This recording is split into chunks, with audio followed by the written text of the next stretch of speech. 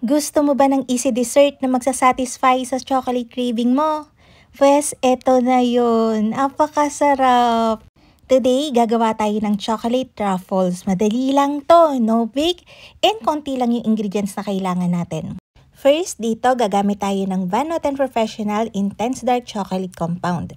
Kahit chocolate compound yung gagamitin natin para sa truffles, promise masarap pa din siya. Lasang sosyal pa din. So dito naman meron akong heavy bottom saucepan.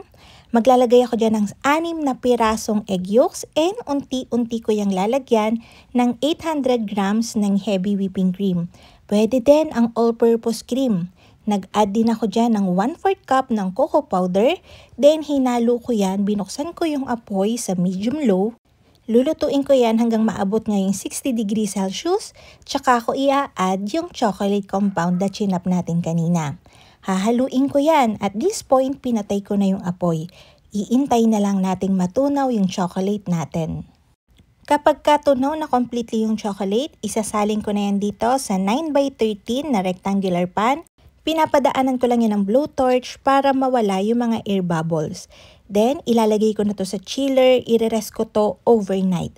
Mas firm kasi and mas madali na siyang i-slice kapag ka na-rest natin overnight. Yan, tatanggalin ko na siya dun sa pan and dun sa parchment paper. Sa pagsishape nito, pwede nyo namang iba-ibahin.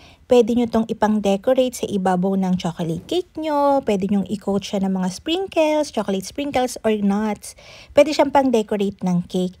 Pero para mas maganda yung presentation natin, dahil ilalagay natin to sa container, ini-slice ko na yan ng maliliit. Tsaka ko siya dinas ng cocoa powder. Yung cocoa powder na gagamitin nyo dito, siguraduhin nyo masarap para naman hindi siya, malaki kasi yung effect nun kapag habang kinakain mo siya.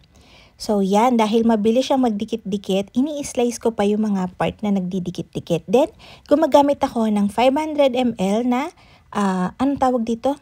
Plastic container, ganyan. Inalala ko pa talaga ng malala. Ang tawag dito sa mga container to ay clamshell. So yan, naglagay ako dyan ng 12 pieces kada isa. Nakagawa tayo ng 5 tubs. So, yung mga tira doon, nakain ko na. Tapos aray, nagkakakain pa ako kasi masarap talaga siya. Firm siya pero nagme-melt sa mouth. So, ayun na nga mga kalutong tinapay. Sana'y nagustuhan niyo ating video for today. Magkita-kita tayong muli. Ito po muli ang lutong tinapay. Bye-bye!